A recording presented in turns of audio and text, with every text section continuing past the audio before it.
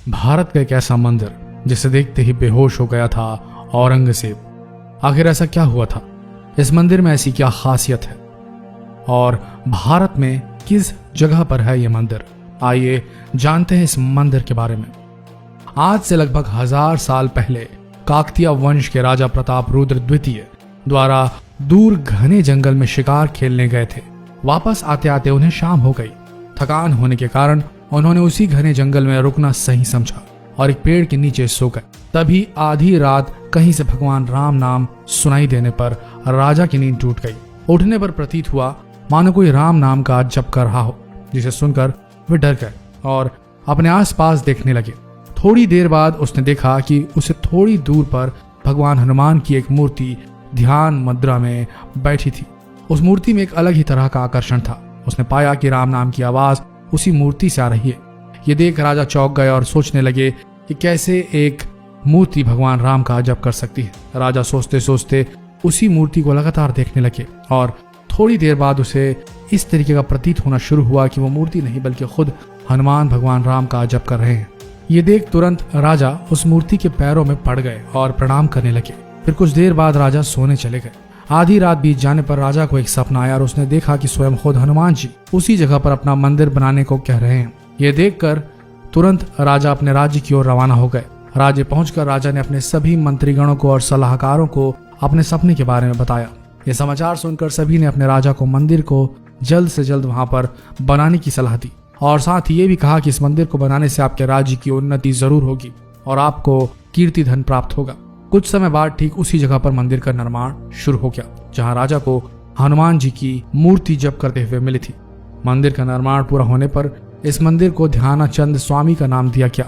मंदिर का निर्माण पूरा होने पर कुछ समय बाद इस मंदिर की चर्चा दूर दूर तक फैल गई और लोग यह दर्शन के लिए आने लगे। लगभग 500 साल बाद मुगल बादशाह औरंगजेब का ध्यान इस मंदिर की ओर पड़ा। औरंगजेब ने सन 1687 में गोलकुंडा के किले पर अपना कब्जा जमा लिया। किले में कब्जा करने के बाद उसने वहां के मंदिरों को ध्वस्त करने का फैसला लिया, जिसमें वह हैदराबाद के बाहरी इलाके में बस एक हनुमान मंदिर में जा पहुंचा। ये वही ध्यानचंद स्वामी का मंदिर था। उसने अपने सेनापति को इस मंदिर को गिराने का आदेश दिया। सेनापति इस मंदिर को तोड़ने के लिए अपनी सेना के साथ आगे बढ़ने लगा।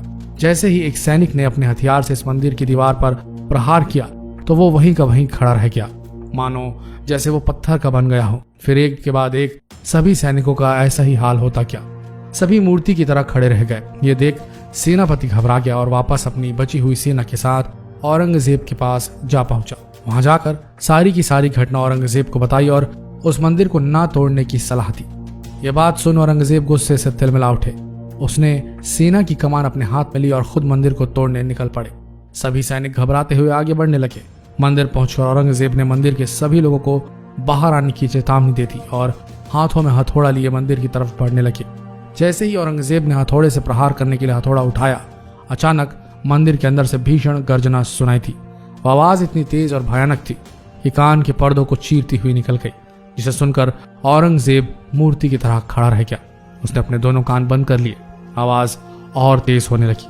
औरंगजेब घबराने लगे। तभी मंदिर के अंदर से एक आवाज सुनाई देने लगी, अगर मंदिर तोड़ना चाहते हो राजन तो कर मन घट। इसका मतलब ये होता है कि अगर मंदिर को तोड़ना चाहते हैं राजा तो पहले अपना दिल मजबूत कर ले। इन शब्दों से निशब्द और डरा हुआ औरंगजेब ये सुनते ही दंग रह गया और वहीं मंदिर के बाहर खड़े पुजारी समझ गए थे कि आवाज हनुमान जी की है। सभी ने उनको दंडवत प्रणाम किया। वहीं औरंगजेब को उसके सैनिक अपने साथ किले की ओर ले गए। इसके बाद इसका नाम हनुमान जी के कहे शब्दों पर पड़ा और ये मंदिर करमण घाट हनुमान मंदिर के नाम से जाना जाता है। इस मंदिर को लेकर बड़ी ही लोगों में अपार श्रद्धा है। ऐसी मान्यता है कि संतानहीन लोगों के यहाँ पर पूजा अर्चा करने से संतान की प्राप्ति होती है और रोगी या निरोगी काया प्राप्त करते हैं। उम्मीद है दोस्तों ये वीडियो आप सबको बेहद पसंद आया होगा। ऐसी वीडियोस के लिए बने रहिए हमारे साथ। धन्यवाद।